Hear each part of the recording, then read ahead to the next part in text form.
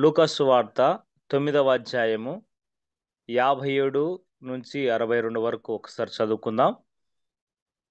వారు మార్గమున వెళ్ళుచుండగా ఒకడు, నీవెక్కడికి వెళ్ళినను నీ వెంట వచ్చెదనని ఆయనతో చెప్పెను.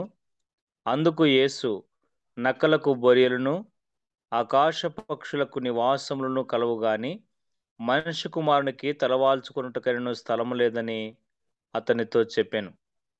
ఆయన మరియొకనితో, నా వెంట రమ్మని చెప్పెను. అతడు, నేను వెళ్ళి మొదట నా తండ్రిని పాతిపెట్టి మచ్చుటకు సెలవిమ్మని మనవి చేసెను. అందుకాయన, మృతులు తమ మృతులను పాతిపెట్టుకొననిమ్ము, నీవు వెళ్ళి దేవుని రాజ్యమును ప్రకటించుమని వానితో చెప్పెను. మరియొకడు, ప్రభువా, నీ వెంట వచ్చెదను గాని నా ఇంటనున్న వారి యొద్ద సెలవు తీసుకుని వచ్చుటకు మొదట నాకు సెలవిమ్మని అడగగా, యేసు, నాగటి మీద చెయ్యి పెట్టి వెనక తట్టు చూచువాడెవడును దేవుని రాజ్యమునకు పాత్రుడు కాడని వానితో చెప్పెను. దేవుడు ఈ కొద్ది వాక్య భాగము మన వినికిల్లో ఫలింపజేయునుగాక. ఆమెన్. క్రీస్తునందు ప్రేమేటువంటి వారలారా, ఈ ఉదయకాలం వేళ దేవుని యొక్క వాక్య భాగంలోని మనం ధ్యానిస్తుండగా లూకాసు వార్త 9వ అధ్యాయం 62వ వచనాన్ని మనం గమనించగలిగితే యేసు మాట్లాడిన మాట ఒకటి ఉంది. నాగటి మీద చెయ్యి పెట్టి వెనక తట్టు చూచువాడెవడు దేవుని రాజ్యమునకు పాత్రుడు కాడు అనేటువంటి మాట ఉంది. ఎందుకు ఆ మాట మాట్లాడవలసి వచ్చింది, ఎందుకు ఆ పరిభాషను ఉపయోగించవలసి వచ్చిందో ఒకసారి జ్ఞాపకం చేసుకుందాం. యేసుక్రీస్తు ఈ భూమి మీద సంచరిస్తున్నటువంటి సందర్భంలో ఆయన గూర్చినటువంటి విషయాలన్నీ తెలిసిన వ్యక్తులు అక్కడ ఉన్నారు. ఆయన్ని వెంబడిస్తూ ఉన్నారు, ఆయనతో మాట్లాడుతూ ఉన్నారు. ఆయన ఏం చేశాడో ఆయన క్రియలన్నీ కూడా చూసినటువంటి వారు ఆయనతో కూడా ప్రయాణం చేస్తూ ఉన్నారు. చేస్తున్నటువంటి సందర్భంలో ఒకడన్నాడు, అయ్యా, నీవెక్కడికి వెళితే అక్కడికి వస్తా అనే మాట మాట్లాడినాడు. అంటే ఆ యేసుక్రీస్తు ఆయనతో అన్నాడు, అయ్యా, నేను ఎక్కడికి వెళితే అక్కడికి వస్తానన్నావు, అయితే నాకు మరి నివాసం చేయడానికి స్థలం లేదు. ఆకాశ పక్షులకి, మరి నక్కలకు బొరియలున్నాయి, ఆకాశ పక్షులకి నివాసం ఉంది, మరి నాకైతే నివాసం తలవాల్చుకోవడానికి స్థలం కూడా లేదు అని చెప్పినాడు. చెప్పినప్పుడు వెంటనే ఆ మొదటి వాడు ఏం చేసినాడంటే ఆయన్ని వెంబడించడము మానేసిండు. అరే, యేసుక్రీస్తు ఇంత గొప్ప కార్యాలు చేసిండు, లేకుంటే ఇంత బలంగా ఆయన మాట మరి శక్తివంతంగా ఉంది, అయితే ఈయన స్థలం లేదు ఆయనకి అంటున్నాడు, ఇంకా ఈయన వెంబడి ఎందుకు వెళ్ళాలనుకున్నాడు ఏమో, ఆయన వెనుదిరిగిపోయినట్లు మనము చూడగలుగుతున్నాం. అంటే ఆ విషయాలని రాయబడలేదు కానీ ఇక్కడ ముగ్గురు వ్యక్తుల గురించి మాత్రం మనం ఇక్కడ చూడగలుగుతున్నాం. ఇక రెండవ వానితో యేసుక్రీస్తు అన్నాడు, నీవు వచ్చి నన్ను వెంబడించు, నన్ను ప్రకటించు అని రెండవ వాడిని అన్నాడు. అయితే ఆయన అన్నాడు, మా నాన్న మరణించిండు, ఆయన్ని పాతిపెట్టిన తర్వాత నేను వస్తాను అన్నాడు. అయితే యేసుక్రీస్తు ఏమన్నాడంటే, మృతులు తమ మృతుల్ని పాతిపెట్టుకొని నువ్వు వెళ్ళి నా రాజ్యంను గూర్చి ప్రకటన చెయ్యి అని అన్నాడు.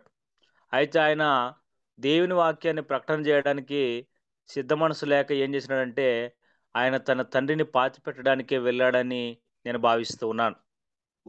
ఇక మూడవ వ్యక్తిని ఉద్దేశించి మాట్లాడుతున్న మాట ఏంటంటే, మూడో వ్యక్తి ఏమన్నాడంటే, అయ్యా, నేను వస్తాను, నేను వెంబడిస్తాను, అయితే మా ఇంటి దగ్గరికి వెళ్ళి నేను పర్మిషన్ అడిగి వస్తాను అని చెప్పి అన్నాడనమాట. అడిగినప్పుడు మూడోసారి యేసుక్రీస్తు ఈ మాట మాట్లాడినాడు, నాగటి మీద చెయ్యి పెట్టి వెనక తట్టు చూచువాడెవడు కూడా నాకు పాత్రుడు కాడు, లేదా నా రాజ్యానికి పాత్రుడు కాడు అనేటువంటి విషయాన్ని మాట్లాడడం జరిగింది.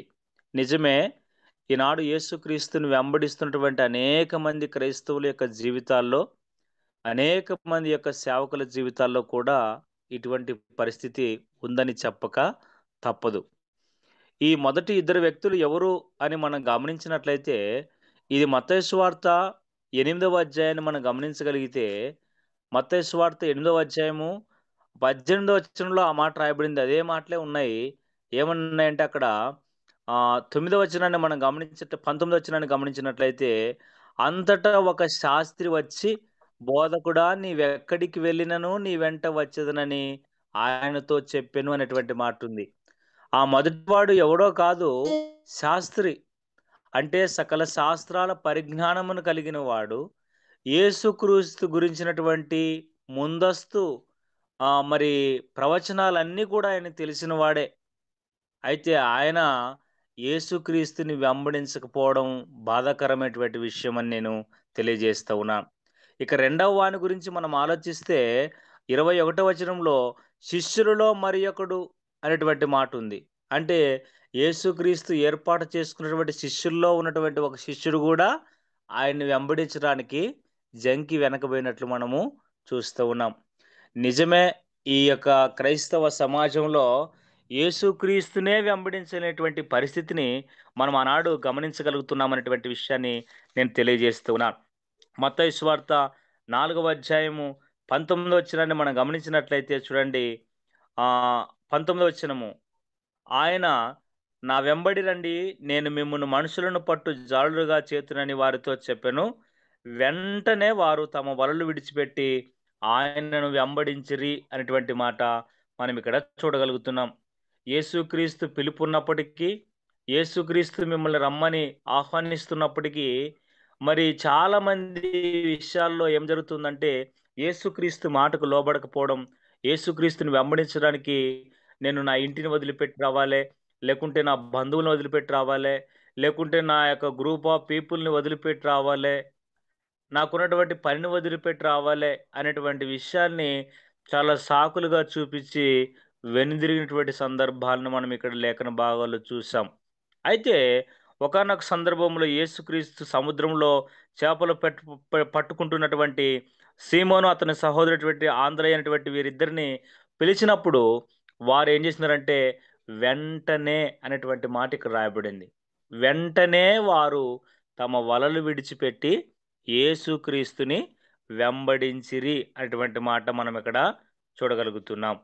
కాబట్టి క్రీస్తునందు ప్రియమైనటువంటి వారలారా, ఇక 22వ వచనానికి మనం వచ్చినట్లయితే చూడండి. వెంటనే వారు తమ దోనెను, తమ తండ్రిని విడిచిపెట్టి ఆయనను వెంబడించినటువంటి మాట మనం అక్కడ చూస్తా ఉన్నాం. ఆయన అక్కడ నుంచి వెళ్ళి జెబెదయి కుమారుడైనటువంటి యాకోబు, అతని సహోదరుడైనటువంటి యోహాను అనేటువంటి మరి ఇద్దరు సహోదరుల్ని ఆయన కలిసినట్టు మనం చూస్తూ ఉన్నాం. వారిని ఏం చేశాడంటే యేసుక్రీస్తు, వారు దోణిలో తమ వలల్ని కడుక్కుంటూ ఉన్నారు.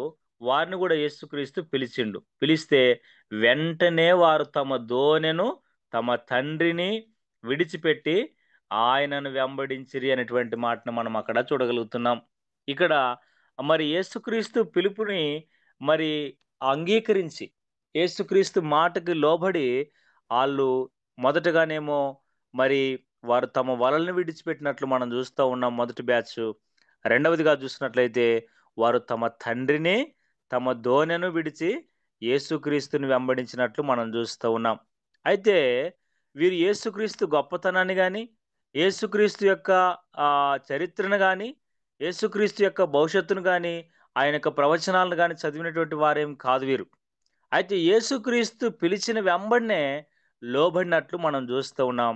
అందుకని లోబడినటువంటి జీవితాలు ఆశీర్వాదకరంగా మార్చబడినట్లు మనం చూస్తున్నాం.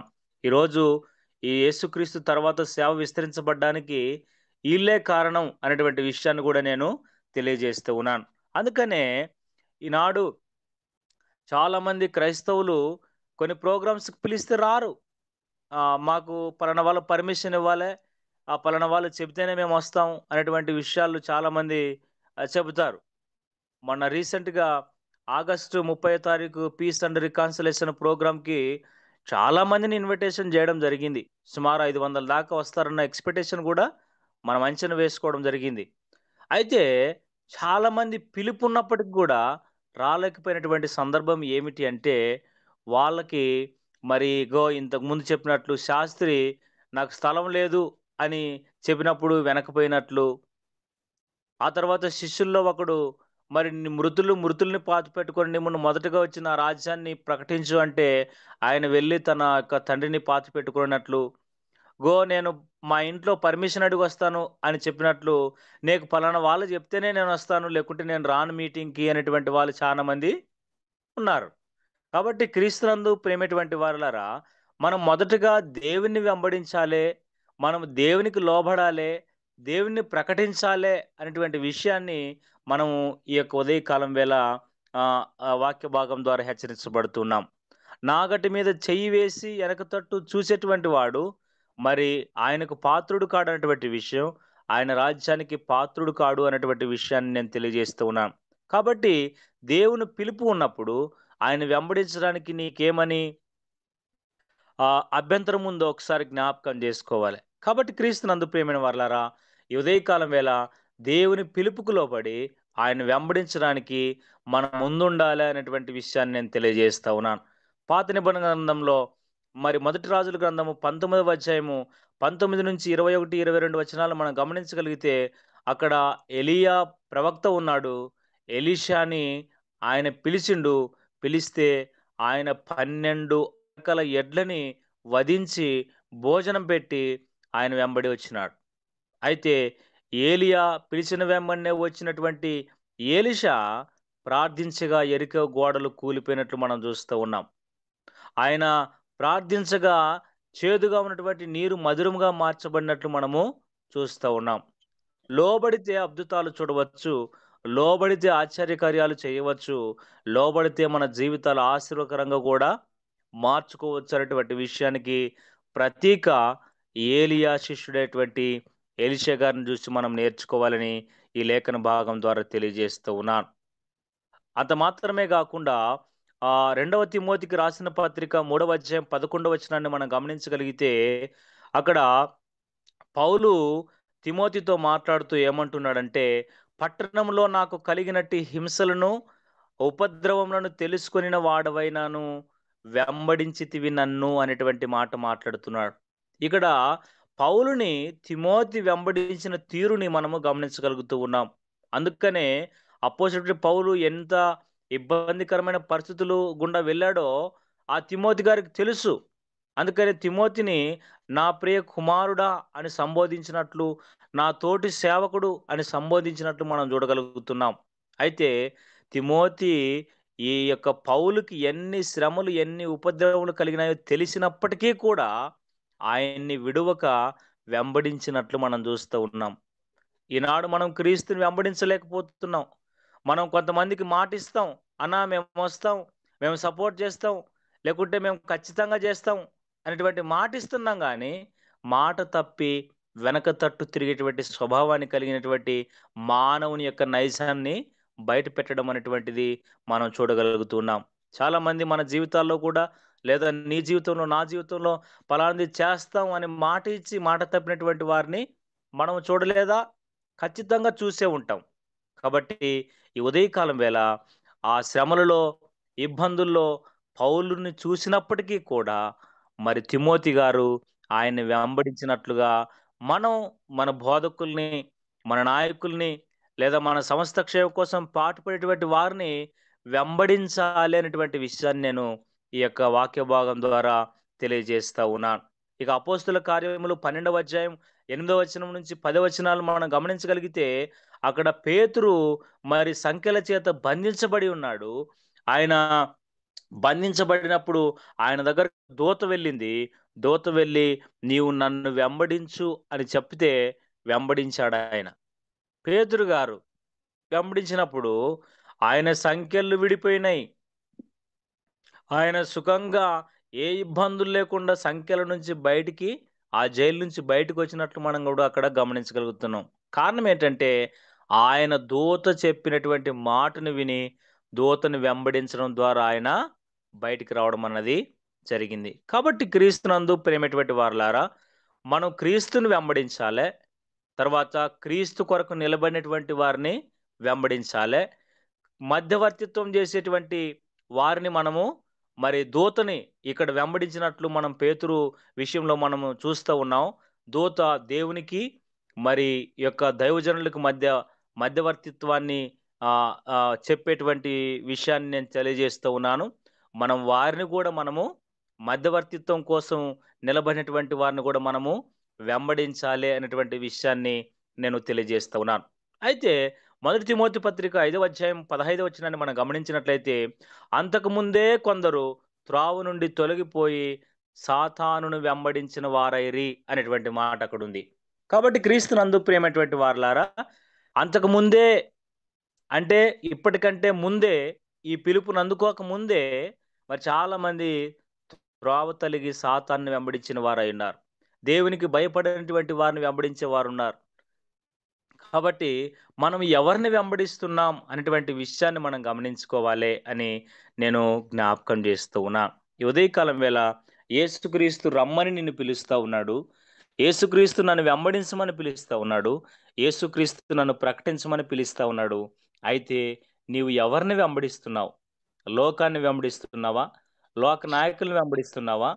లేదా సాతాన్ని వెంబడిస్తున్నావా? నీ ఐహిక విచారాల్ని లేకుంటే నీ శారీరకపరమైనటువంటి కోరికలను వెంబడిస్తున్నావా? లేదా ధనాన్ని వెంబడిస్తున్నావా?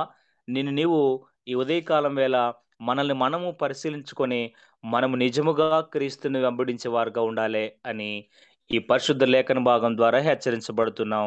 ఈ కొద్ది వాక్య భాగం మన వినికిల్లో ఫలింపజేయునుగాక. అట్టి కృప దేవుడు మనకును సకల పరిశుద్ధులకు దయచేయునుగాక. ఆమేన్.